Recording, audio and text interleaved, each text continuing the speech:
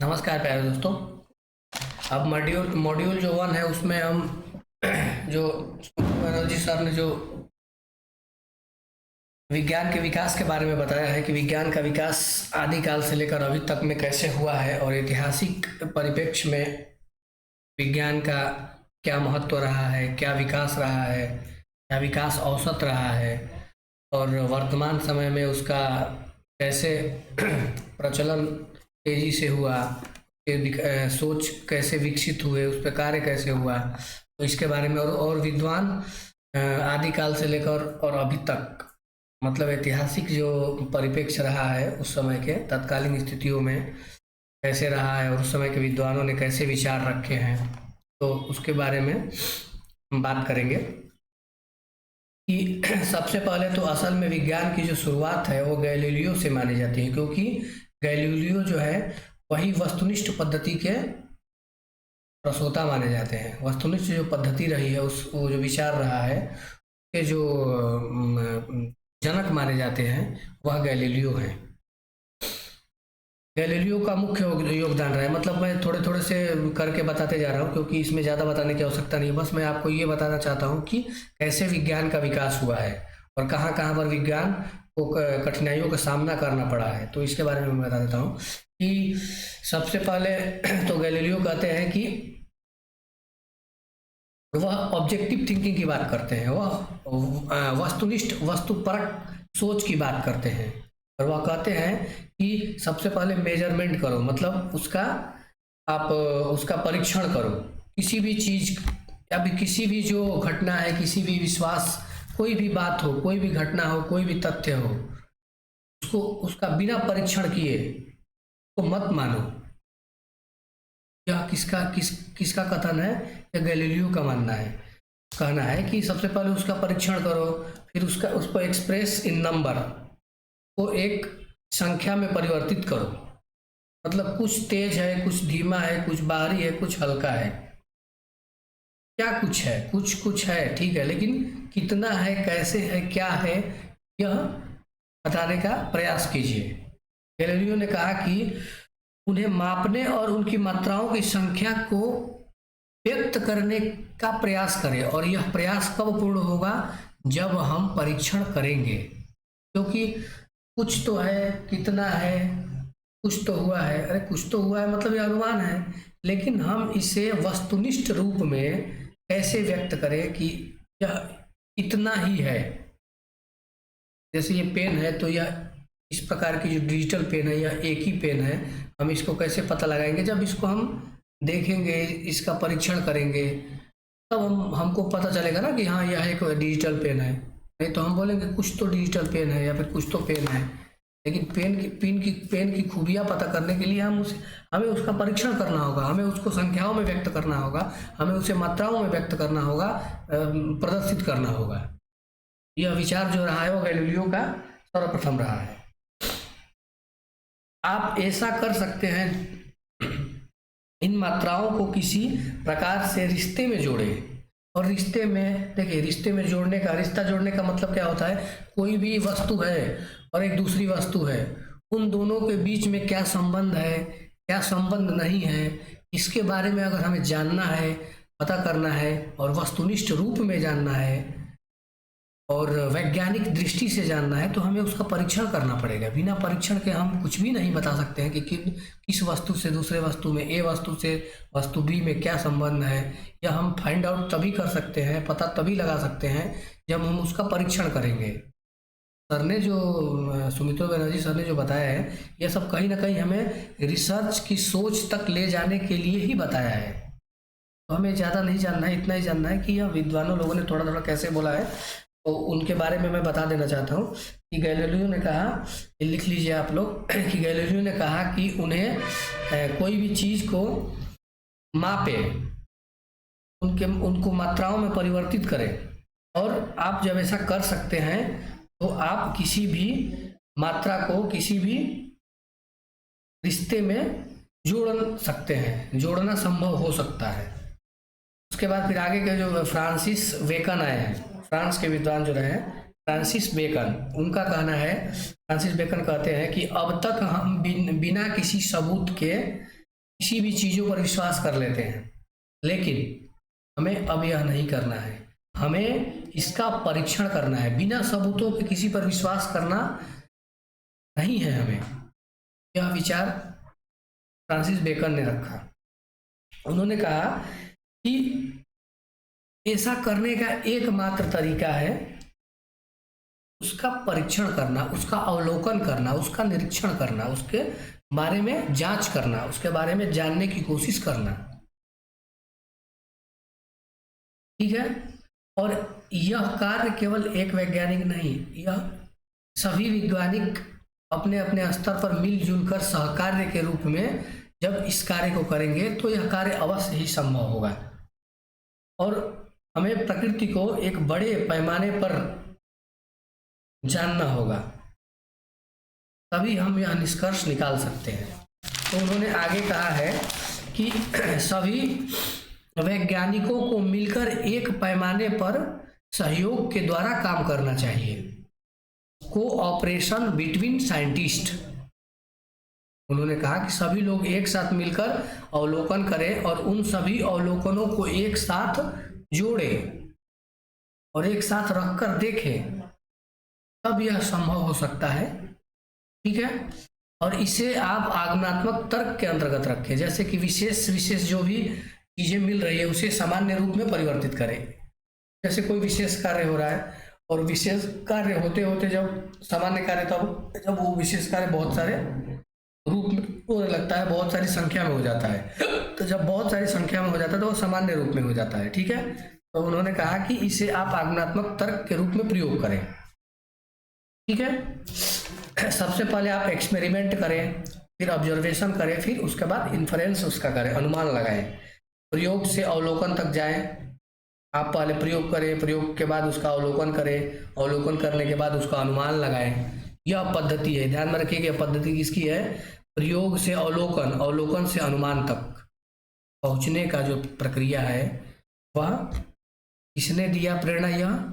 यह किसने दिया? बेकन ने, फ्रांसिस बेकन ने। यह नोट कर लीजिए कि प्रयोग से अवलोकन और अवलोकन से अनुमान तक प्रक्रिया बेकन की है। ठीक है। उन्होंने कहा कि सभी वैज्ञानिकों को एक साथ मिलकर कार्य करना चाहिए और एक बड़े पैमाने पर कार्य करना चाहिए, और सभी अपने जो अवलोकनों में जो रिजल्ट, निष्कर्ष निकला है, उन सभी को जोड़कर एक साथ उसे देखना चाहिए, रखना चाहिए, उसकी संख्याओं को एक साथ जोड़ना चाहिए। आगे के जो वैज्ञानिक रहे हैं, अब देखिए जो सोच कैसे विकसित होती जा रही है। उनके आगे के एक वैज्ञानिक रहे हैं रेने डेस्कार्टेस। रेने डेकार्टेस।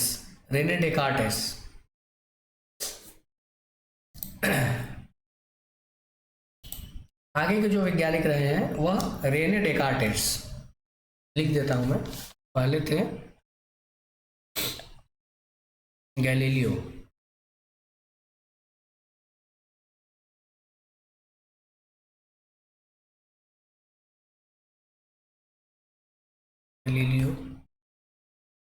दूसरे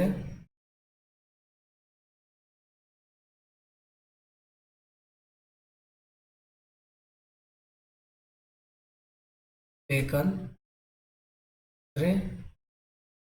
रेने डेकार्टे, रेने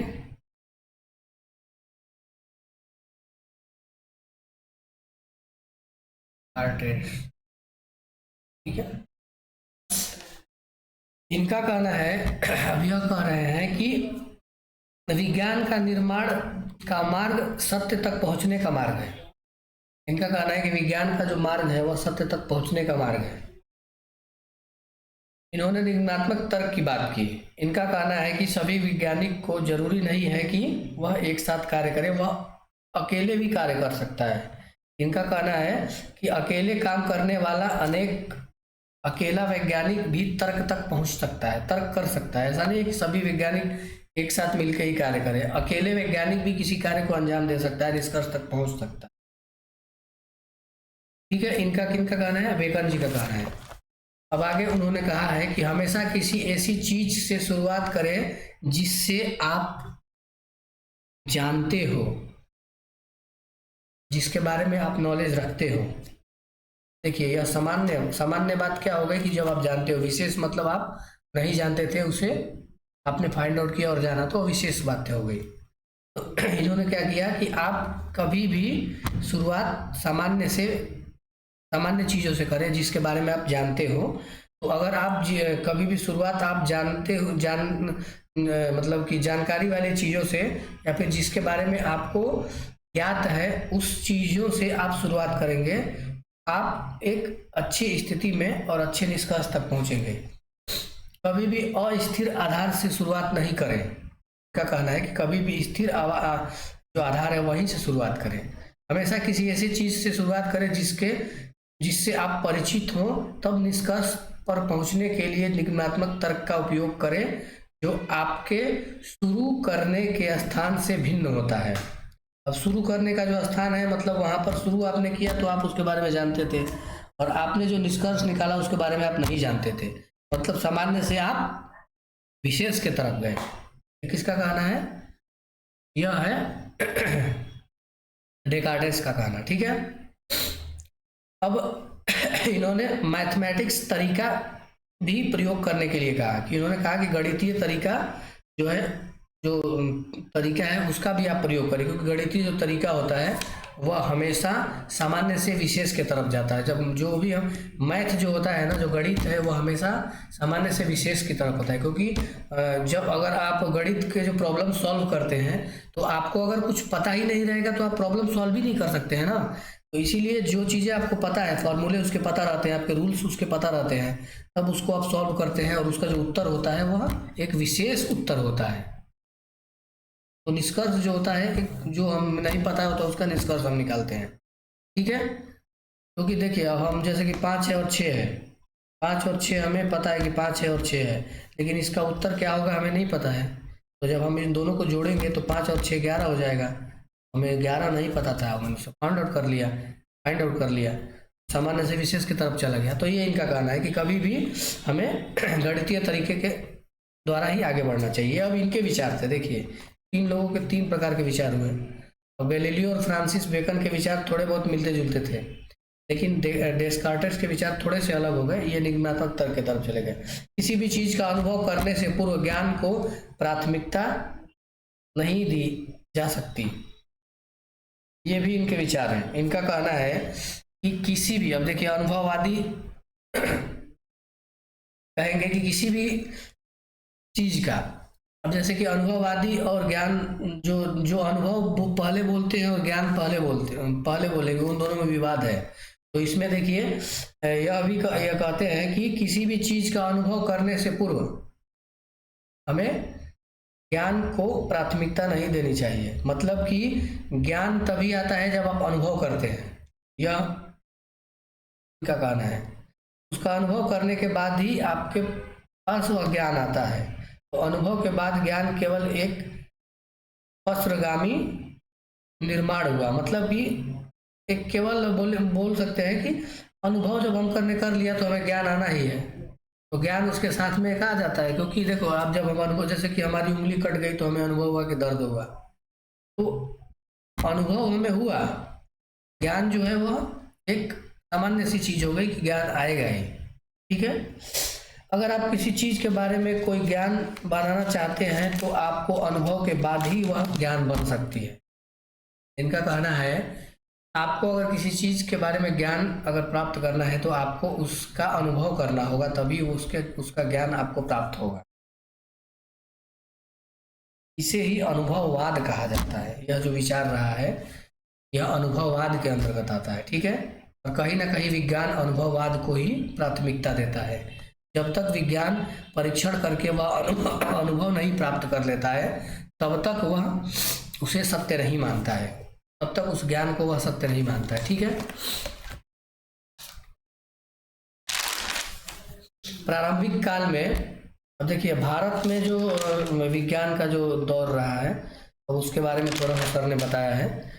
भारत में जो, क्योंकि मैं जो सर ने जो बताया उसी बिंदुओं पर मैं छोटे छोटे बिंदुओं पर मतलब कि सार रूप में मैं इसको बताते जा रहा हूँ, क्योंकि पूरा डिटेल में बताऊंगा तो बहुत समय हो जाएगा। तो प्रारंभिक काल में जो भारतीय जो चिंतक रहे हैं, विचारक रहे हैं, उनके बारे में। पहले जो एक चरक और सुश्रुत रहे हैं, प्रारंभिक काल में चरक और सुश्रुत जैसे महान चिकित्सकों को हम देखते हैं। तो जो सुश्रुत जो है वे सर्जरी की शुरुआत किए थे। सर्जरी जो होता है मेडिकल के क्षेत्र में, चिकित्सा के क्षेत्र में, सर्जरी की शुरुआत उन्होंने किया। उस पर सर्जरी का चलन पूरी दुनिया में उस समय जो था, सर्जरी का जो चलन था वो पूरी दुनिया में नहीं फैला हुआ था, मतलब पूरी दुनिया में किसी तक नहीं, कहीं पर भी पहुंचा नहीं था। लेकिन क्या होता है कि ये उस समय भी विज्ञान था। ये 12वीं सदी से पहले की बात हो रही है, मतलब 5वीं सदी 6वीं सदी तक की ये बातें चल रही है कि उस समय के जो विद्वान विज्ञान रहे हैं, विज्ञान जो रहा है कैसे फल फूल रहा था। लेकिन अचानक से ऐसा क्या हुआ, अचानक से ऐसा क्या हुआ कि हम विज्ञान को भूल गए और हम अंधविश्वासों को मान्यता देने लगे, विचारों को ज़्यादा मानने लगे। हम प्रत्यक्ष जो चीज़ें हैं उसको हम भूल गए। अभी देखिए, मैं जो भी बता रहा हूँ ना, ये मैं अभी सारांश के रूप में बता देता हूँ, और अब लिखने की कोई आवश्यकता नहीं है, आप बस समझ जाइए और उतना ही आपको जानना है। वाह, ये प्रश्न में भी आएगा तो इतना ही आएगा, तो आप इतना ही जानिए कि विद्वान कैसे भारतीय जो धरती रहा है, भारत की जो धरती रही है, वहाँ पर विज्ञान का जो प्रचार प्रसार इनका सर का कहना है कि सबसे पहले हुआ था। लेकिन सबसे पहले होने के बाद भी हम कैसे पीछे रह गए, उसका कारण यह था कि सबसे पहले तो हमें चरक और सुश्रुत जैसे विद्वान दिखते हैं जो चिकित्सा के क्षेत्र में सर्जरी तक की शुरुआत कर दिए थे। कोई बॉडी पार्ट्स कट गया तो उसे कैसे हम सर्जरी करके जोड़ सकते हैं, जो भी कट हो गया तो उसको हम कैसे जोड़ सकते हैं। या फिर गणित के क्षेत्र में एक से महान विद्वान रहे हैं, आर्यभट्ट 5वीं सदी, बाराहमिहिर, ब्रह्मगुप्त, श्रीधर और भास्कर द्वितीय। अब देखिए, इन सब में जो भास्कर द्वितीय हैं वे भी बहुत ही महत्वपूर्ण है, क्योंकि भास्कर द्वितीय गणित के हर क्षेत्र में योगदान दिए हैं। भास्कर जो रहे महान गणितज्ञ भी रहे हैं, उनको माना जाता है। जैसे आर्यभट्ट को कहा जाता है कि आर्यभट्ट ने शून्य की खोज की। बाराहमिहिर हो गए, ब्रह्मगुप्त हो गए, श्रीधर हो गए, भास्कर द्वितीय, ये सब गणित के क्षेत्र में इतने मतलब महान विद्वान उस समय थे, फिर भी हम कैसे पीछे रह गए। तो उसका कारण यह था कि इन सभी, जैसे कि अब सर्जरी को ही ले लीजिए। अब सर्जरी में क्या था, अब सर्जरी करने का मतलब क्या हुआ कि किसी के बॉडी पार्ट्स जो काटने हो गए या फिर उसको जोड़ना हो गया, तो इन सब को कहीं ना कहीं अछूत के अंतर्गत रखा जाता था। समझ में आया? काटना पीटना, ब्लड, तो रूढ़िवादी जो उस समय सोच थी, तो वे लोग क्या इसको मानते थे कि बॉडी पार्ट्स को काटना, जैसे कि किसी बॉडी पार्ट्स को कहीं से काट के कहीं जोड़ना या फिर कहीं कटा हुआ है उसको जोड़ना, तो इन सब चीज़ों को उस समय मतलब एक हीन भावना से देखा जाता था। ठीक है? तो इस वजह से उसको आगे के जो चिकित्सा जो वैज्ञानिक थे, जो विद्वान थे, वो लोग इसको आगे तक लेके नहीं जा सके और वह उन्हीं तक सीमित रह गया, आगे इसका प्रचार प्रसार नहीं हुआ। क्योंकि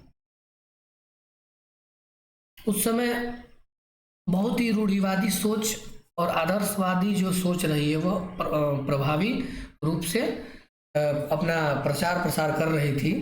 और उस समय भारत में भौतिक और आदर्श दोनों विद्यालय मौजूद थे। आपको पता होना चाहिए कि वो जो दौर रहा है उस समय भौतिक और आदर्श, मतलब जो पदार्थ पे विश्वास करता है और जो विचारों पे विश्वास करता है, दोनों विद्यालय मौजूद रहे थे। अब सुश्रुत, चरक और आर्यभट्ट, उनमें से अधिकांश ने भौतिकवादी दर्शन की सदस्यता स्वीकार की, लेकिन आदर्शवादी में भी उनमें बहुत अधिक थे। उस समय आदर्शवादी भी बहुत थे उस समय। जैसे अब शंकराचार्य आते हैं, जैसे उससे पूर्व जो वैज्ञानिक दृष्टि रही है, जो गणित के क्षेत्र में हमने विकास किया, विज्ञान के क्षेत्र में हम बहुत ही मतलब कि महान महान ग्रंथों को शास्त्रों को लिखा, गणित के क्षेत्र में, विज्ञान के क्षेत्र में। जैसे कि आपने यह भी पढ़ा भी होगा कि नालंदा विश्वविद्यालय, फिर अन्य जो विश्वविद्यालय थे उस समय के, उस समय बहुत सारे ऐसे पुस्तकें थी जिसमें सर्जरी के बारे में भी लिखा हुआ था, सर्जरी कैसे किया जाता है, तो इन सब चीज़ों के बारे में था। गणित के क्षेत्र में बहुत सारे उसमें सिद्धांत लिखे हुए थे, नियम लिखे हुए थे, और उस समय विकास हुआ था। लेकिन अचानक से सब रूढ़िवादी परंपराएं और आदर्शवादी विचारधाराओं के प्रभाव के कारण वे सब धूमिल पड़ते चले गए, और कुछ आक्रांताओं के कारण भी हमने उन सब ज्ञान को खो दिया। तो इन सब का प्रभाव रहा है। और अब देखिए कि सुश्रुत, चरक, आर्यभट्ट, तमाम बारहमीर, ब्रह्मगुप्त, ये सब जितने भी विद्वान थे, इन सब विद्वानों के महान कार्यों के बावजूद आगे चलकर जैसे ही शंकराचार्य का प्राकट्य होता है, शंकराचार्य जैसे ही आते हैं, तो वे क्या कहते हैं कि भौतिक जगत क्या है, मोह है, माया है, भ्रम है। अब जैसे ही वह यह विचार प्रकट करते हैं, उनके अनुयायी, उनके लोग, बाकी जो आम जनता थी, उनके विचारों को मानने लगी, और यह पूरे भारत पर प्रभावी हो गया। अब आदर्शवादी जो दर्शन रहा है वह उन्नति के क्षेत्र में जाने लगा, और कहीं ना कहीं भौतिकवादी जो दर्शन रहा है वह पतन की तरफ जाने लगा। और आदर्शवादी जो दर्शन रहा है वह इतना मजबूत हो गया कि भौतिकवादी स्कूल कमजोर कमजोर पड़ते गए, और आगे चल के यह 12वीं सदी, 11वीं सदी, 12वीं सदी से लेकर 18वीं सदी तक कहेंगे कि आदर्शवादी जो दर्शन रहा है वो प्रभावी रहा है। और यहाँ इन दौर में, इस काल में विज्ञान पूर्ण रूप से समाप्त हो जाता है भारतीय सरजमी से, भारतीय धरती से। हाँ, यूरोप में इसका विकास हो रहा था, लेकिन हमारे तरफ, हमारे देश में इसका विकास नहीं हो गया, क्योंकि वह 12वीं सदी के बाद से, जैसे ही शंकराचार्य 11वीं सदी में आते हैं, 11वीं सदी में ही है, 11वीं, तो शंकराचार्य के आने के बाद यह चीजें समाप्त होती चली गई। विज्ञान की जो दृष्टि है वह समाप्त होती चली, क्योंकि उन्होंने यही कह दिया ना कि भौतिक जो जगत है, पदार्थ है, यह सब भ्रम है। भौतिक जो जगत है यह मोह माया है, भ्रम है। बिना भौतिक चीजों के, बिना भौतिक जगत के विज्ञान की संकल्पना ही नहीं की जा सकती, कल्पना ही नहीं की जा सकती। खत्म होना तो निश्चित ही था। फिर 18वीं सदी के बाद हमारे देश में तमाम प्रकार के यूरोपीय विचारधारा से प्रभावित लोग आते हैं। राजा राम मोहन राय, रविंद्रनाथ टैगोर, जगदीश चंद्र बसु, ऐसे तमाम विद्वत जन, महान व्यक्तित्व जब आते हैं, तब वह हमारे देश में इन सभी जो कुरीतियाँ थी उस समय, क्योंकि कुरीतियाँ भी, विचार आए तो कुरीतियाँ भी आने लगी कहीं ना कहीं। सती प्रथा, बाल विवाह, अनेक प्रकार के कुरीतियाँ, अनेक प्रकार के भ्रांतियाँ फैल चुकी थी, क्योंकि विचारों से ही भ्रांतियों का निर्माण होता है। इन सबको हटाने के बाद शिक्षा को बढ़ावा दिया गया, वैज्ञानिक दृष्टि को बढ़ावा दिया जाने लगा 18वीं सदी के बाद। तो उसी दौर को पुनर्जागरण कहा जाता है। पुनर्जागरण का जो कंसेप्ट है ना हिंदी साहित्य में, वह यही है कि इन सभी अंधविश्वासों को, भ्रम जालों को, जितने भी अंधविश्वास फैले हुए थे, चाहे जातिगत रूप से, चाहे मान्यता के रूप में, या फिर अन्य और भी क्षेत्र में, इन सब का समूल नाश करके वैज्ञानिक दृष्टि, शिक्षा के तरफ लोगों को उनके दृष्टि को डालना ही पुनर्जागरण का मूल उद्देश्य रहा है। राष्ट्रीय चेतना की जागृति करना लोगों के अंदर ही पुनर्जागरण का कार्य रहा है। ठीक है, सोच रहा है, लक्ष्य रहा है। तो यहाँ तक तो ऐतिहासिक रूप से और वर्तमान स्थिति तक और उस समय आधुनिक जो काल रहा है वहाँ पर कैसे विज्ञान का फिर से पुनर्जागरण होता है, और पुनर्जागरण ही वैज्ञानिक दृष्टि रही है। हिंदी साहित्य में जो पुनर्जागरण की जो बात की गई है वही तो पुनर्जागरण है, वही तो वैज्ञानिक दृष्टि है। जब हम वैज्ञानिक दृष्टि से किसी चीज़ को देखने लगते हैं तो हमारा समाज ज़्यादा विकसित रूप में दिखाई देने लगता है, विकास की तरफ जाने लगता है। और आज जो हम परिणाम देख रहे हैं यह वैज्ञानिक दृष्टि के कारण ही हुआ है, वैज्ञानिक दृष्टि से ही हुआ है। अगर हम आज भी वही दृष्टि, वही आदर्शवादी दृष्टि लेकर चलते तो हम आगे नहीं बढ़ पाते, आज भी हम उसी स्थिति में रहते जो उस तत्कालीन समय में जो थे। पूरी दुनिया विकास कर लेती और आज भी हम वही रूढ़िवादी सोच लेकर जातिवादी, छुआछूत, भेदभाव, अंधविश्वास को लेकर हम अभी भी चलते। ठीक है, तो सोचिए कि इतने सारे वैज्ञानिक दृष्टि वाले व्यक्तित्व होने के बाद भी हम कैसे पिछड़ गए। तो उसका कारण यही था कि हम कुछ काल तक, कुछ नहीं बहुत काल तक, 12वीं से लेकर और हम 18वीं सदी तक आदर्शवादी सोच पर चलते रह गए। यथार्थवादी को अपनाया ही नहीं, हमने भौतिकवाद को अपनाया ही नहीं, हमने वैज्ञानिक दृष्टि को अपनाया ही नहीं। जब हमने इस दृष्टि को नहीं अपनाया तो हम पीछे रह गए और बाकी जो यूरोप रहे वो आगे बढ़ गए। हमारे ही ज्ञान को लेकर वो आगे बढ़ गए और हम पीछे रह गए, क्योंकि हमने अपने ज्ञान को नकार दिया, हमने अपने महान वैज्ञानिक दृष्टि वाले विद्वानों को नकार दिया और केवल हम एक ही विचारधारा को लेकर चलते रहे। देखिए, आदर्शवाद भी हम उससे पूर्ण रूप से गलत नहीं कर रहे हैं, लेकिन हमें केवल एक ही तरफ चलना यह सही नहीं था। हम आदर्शवाद और भौतिकवाद का समन्वय करके हम चल सकते थे।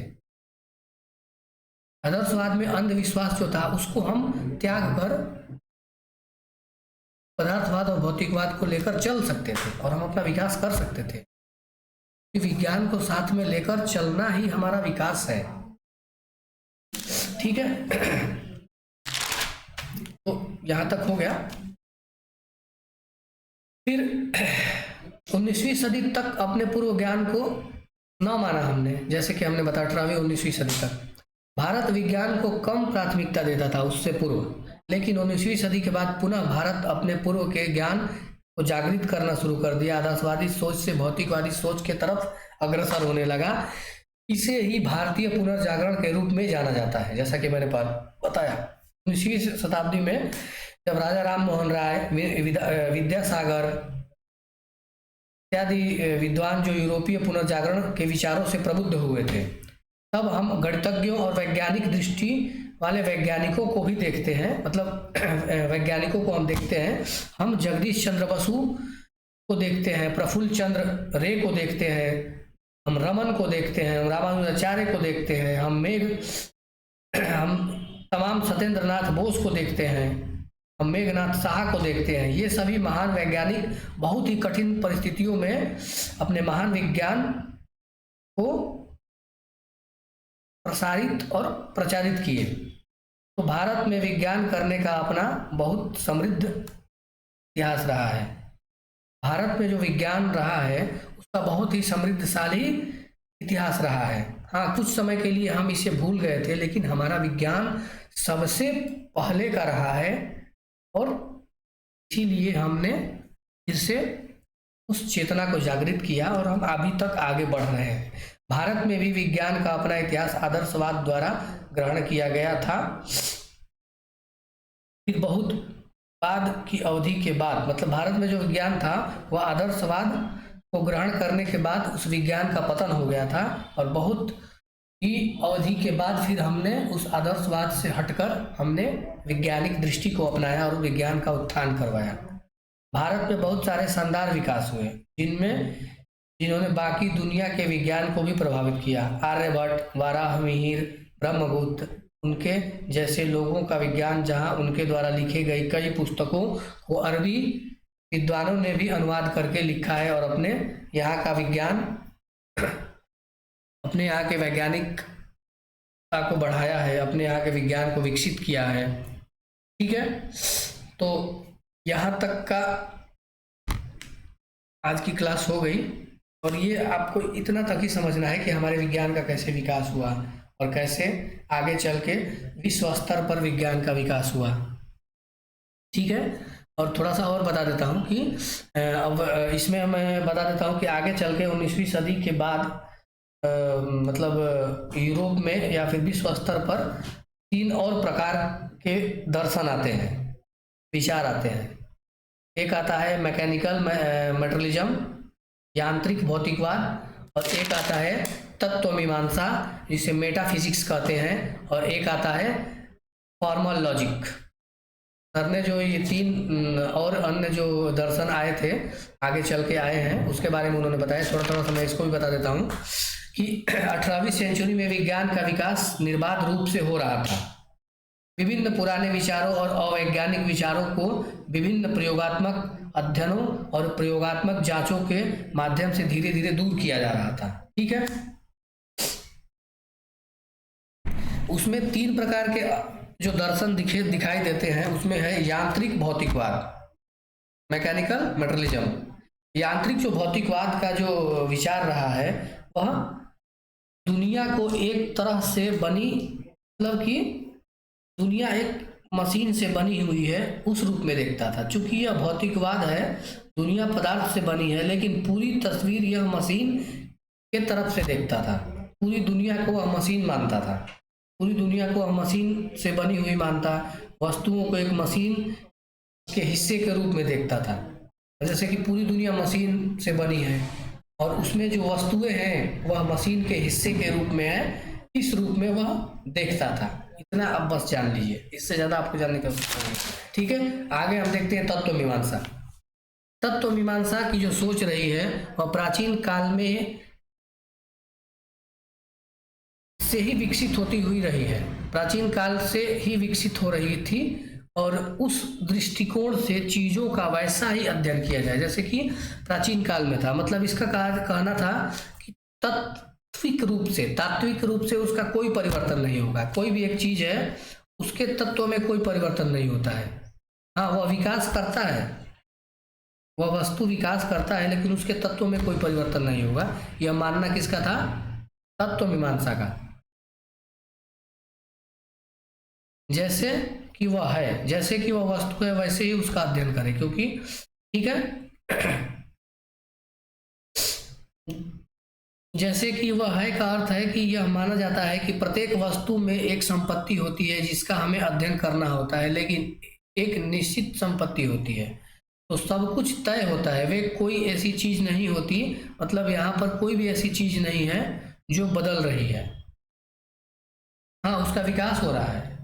देखिए, इनका कहना है कि उसका विकास हो रहा है, लेकिन उसके तत्व में कोई परिवर्तन नहीं हो रहा है। देखिए, जैसे कि मनुष्य से ही ले लीजिए, मनुष्य का विकास हुआ है, लेकिन उसके मूल जो तत्व हैं, जो उसके मूल जो सोच है, तो जो मूल व्यवहारिकता है, वह आज भी वही है कि वह मानवता दृष्टि से सोचता है। कहीं ना कहीं है कि उसका जो मूल जो तत्व है, उसमें कभी परिवर्तन नहीं हो सकता है। ठीक है, मनुष्य कितना भी विकास कर लेगा, लेकिन उसके मूल तत्व में परिवर्तन नहीं होगा, यह कहना है तत्व मीमांसा का। तो उसके तत्व से आप छेड़छाड़ नहीं कर सकते। ठीक है,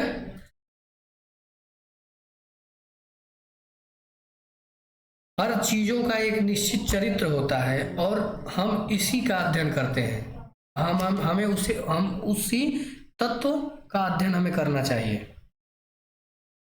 यह तत्व मीमांसा का कहना है। ठीक है, अब फॉर्मल जो लॉजिक है, फॉर्मल लॉजिक औपचारिक जो तर्क है, उसके बारे में हम देख लेते हैं कि यह मूल रूप से तार्किक तर्क और तार्किक सोच का एक तरीका है जो अस्पष्टता की किसी भी संभावनाओं को खत्म कर देता है। मतलब कि या किसी भी अस्पष्ट जो संभावना रहती है उसको खत्म कर देता है। और इस उद्देश्य हेतु अरस्तु ने यह बात कही, मतलब कि औपचारिक जो लॉजिक रहा है उसकी शुरुआत भी अरस्तु ने की थी। ये ध्यान में रखिएगा कि A equal to A but not equal to B। समझ में आया? फॉर्मल औपचारिक का मतलब ये हुआ कि A is equal to A but not equal to B। अब इसको ऐसे समझिए कि फॉर्मल लॉजिक में कि A equal to A, law of identify, पहचान करिए कि A के बराबर A ही होगा। A not equal to B मतलब A B नहीं होगा। हमें अगर किसी पेड़ के बारे में जानकारी और उसका परीक्षण करना है, जानना है, तो हमें केवल पेड़ का ही परीक्षण करना है, ना कि हमें पौधे का कर लेना है, ना कि हमें झाड़ी का करना है, ना कि हमें लता का करना है। नहीं, हमें केवल एक विकसित पेड़ का ही परीक्षण करना है। यह फॉर्मल लॉजिक के अंतर्गत आता है। समझ में आया आप लोगों को कि अगर हमें किसी मनुष्य का या फिर किसी हमें मनुष्य का अगर परीक्षण उसके बारे में जानना है तो केवल मनुष्य का ही परीक्षण करना है। जीव में अगर किसी मनुष्य का अगर हमें परीक्षण करना है तो केवल मनुष्य के रूप में ही जीव का परीक्षण करना है, ना कि हमें किसी चूहे का करना है, ना कि किसी बंदर का करना है। वहाँ निषेध है। मतलब यहाँ पर 3 प्रकार के जो विचार रखे गए हैं फॉर्मल लॉजिक के अंतर्गत कि A इक्वल टू A मतलब मनुष्य इक्वल टू मनुष्य, मतलब कि मनुष्य का परीक्षण तो मनुष्य ही होगा, उसी का हमें पहचान करना है, उसी के बारे में हमें अध्ययन करना है। Not equal to B, not equal to अन्य जीव। ठीक है। उसके बाद फिर तीसरा जो आता है लॉ ऑफ एक्सक्लूडेड मिडिल, मतलब कि हमें बहिष्कृत के बीच का तरीका, मतलब कि हमें मना नहीं करना है, ना हाँ करना है ना करना है, बीच का तरीका हमें अपनाना है। जैसे कि